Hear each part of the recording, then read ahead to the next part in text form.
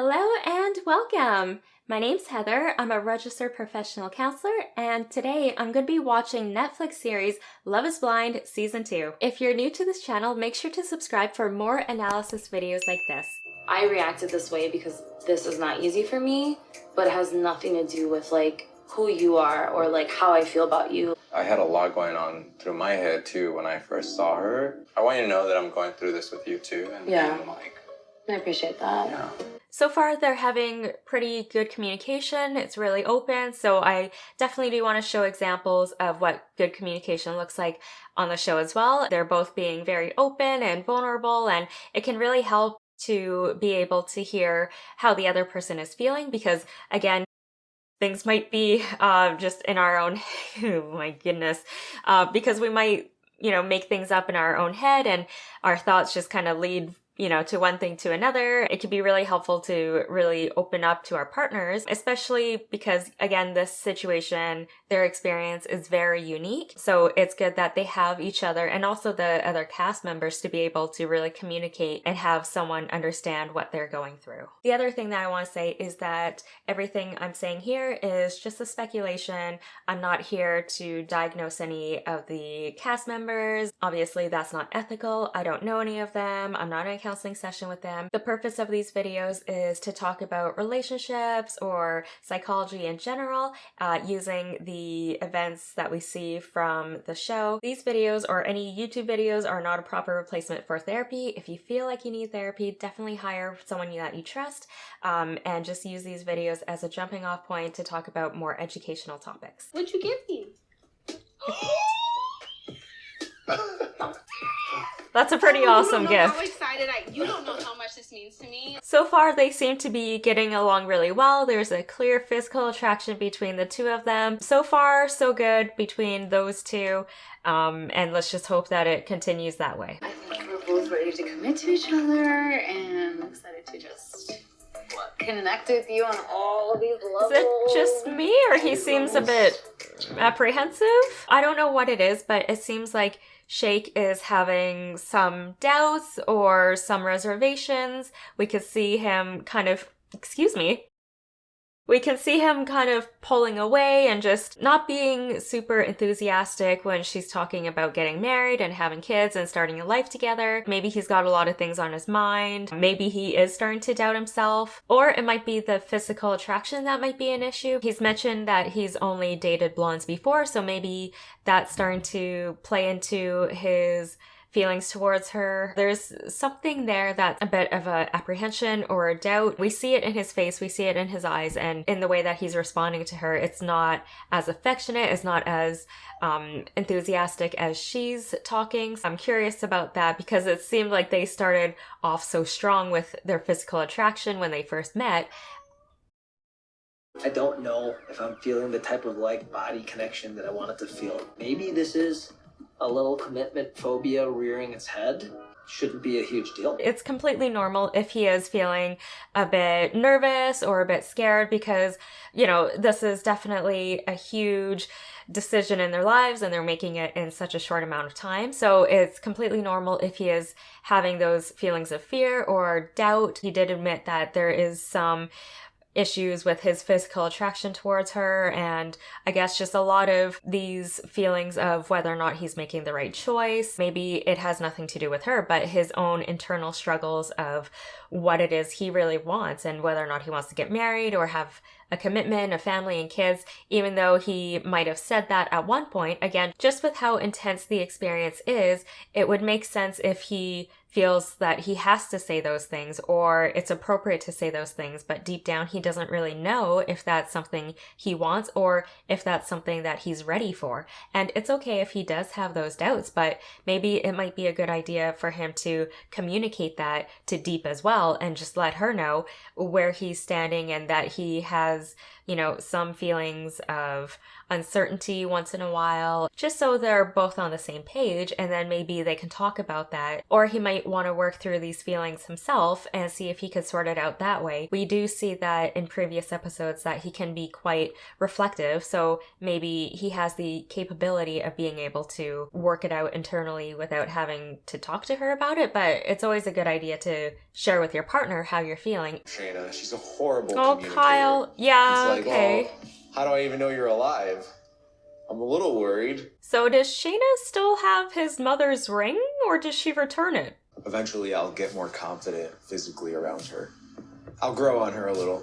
Shayna's gonna be madly in love with me at the end of it. I mean, he seems to be in good spirits overall, but he did say that she needs to work on her communication and that there's a lot that he has to adjust in order to make the relationship work. I mean, he seems pretty confident that he can win her over and that she'll eventually fall in love with him. It's also concerning that he's willing to make big changes or big adjustments in order to make the relationship work without even realizing whether or not if they're compatible. Completely speculating here with just the information that we see from TV show, but it's possible that he lacks that sense of differentiation and he's willing and he's okay with making these big adjustments in order to try to make a relationship work, as opposed to really looking within himself and asking, okay, well, is this something that I really want to do?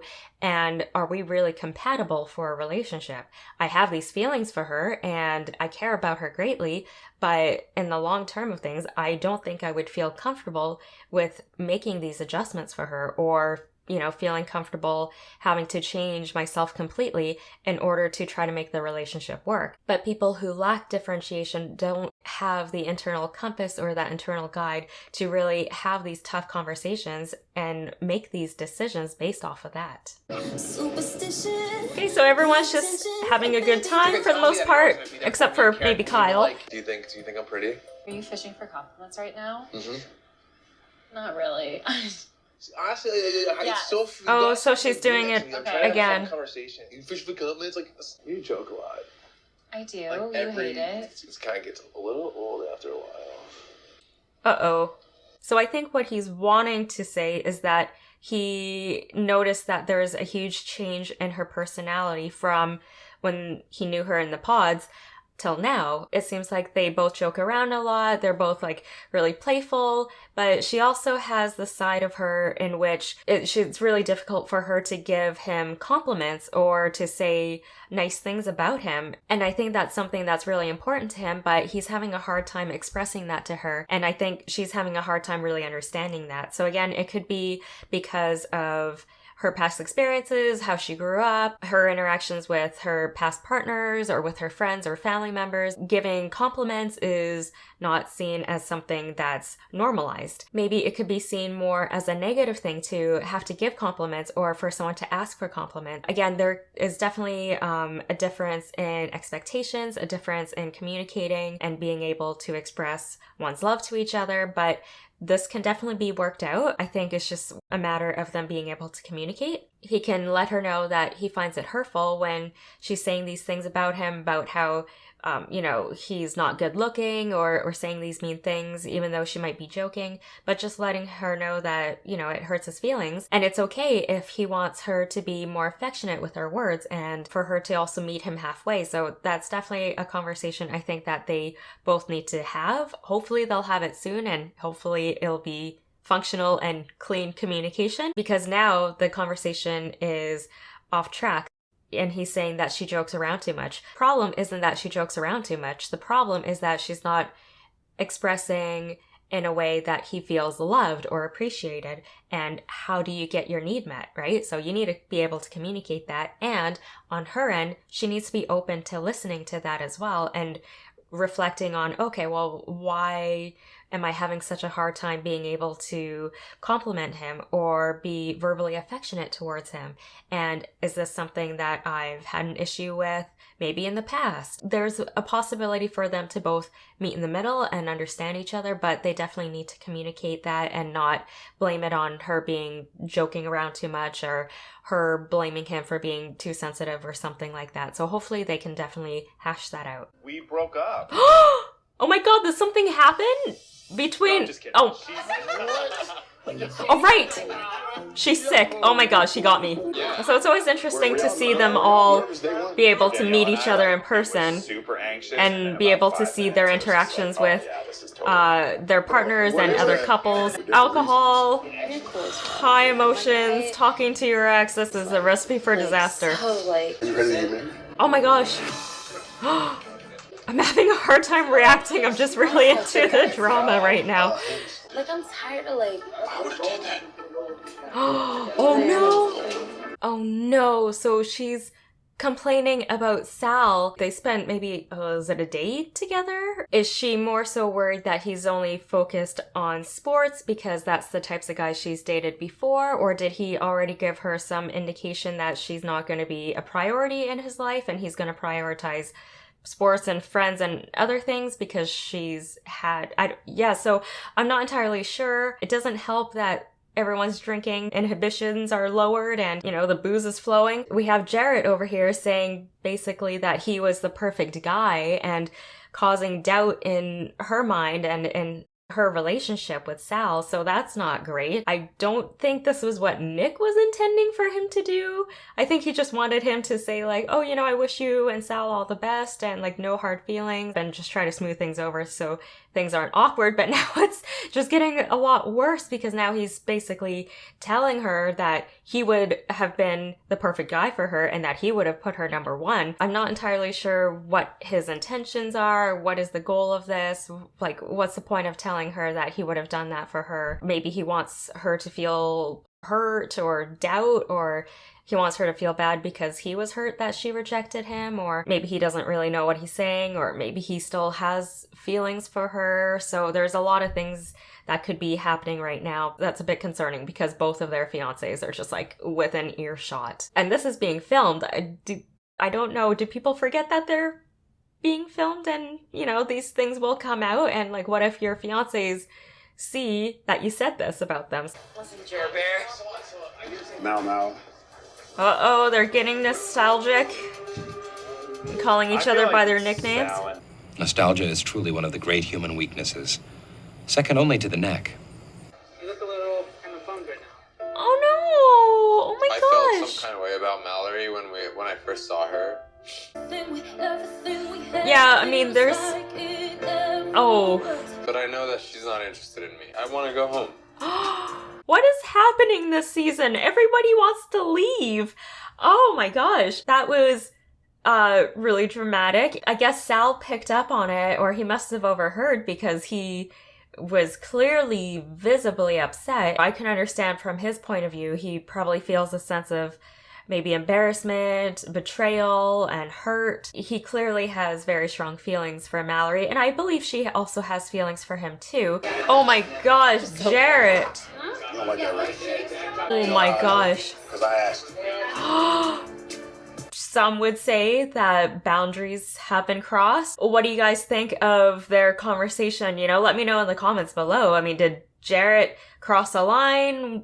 Did Mallory cross a line? Did they both cross a line? Maybe they did talk about how much they cared about their fiancés and they just decide to cut that out and just make it more dramatic. It's easy when you're intoxicated to kind of just say things without really realizing the consequences. Not to say that that's an excuse or that it's okay. Clearly, there's some residual feelings that they have for each other. They got a little nostalgic, and then they got to the point where they were comparing their current fiancés to the other person, and you know, the grass, I guess, is always greener on the other side.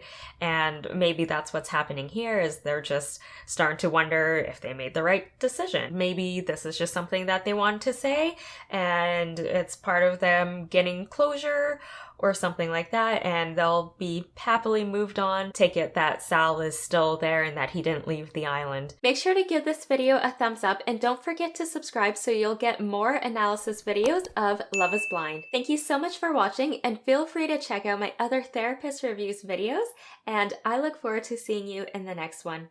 Until then, be kind and love yourself.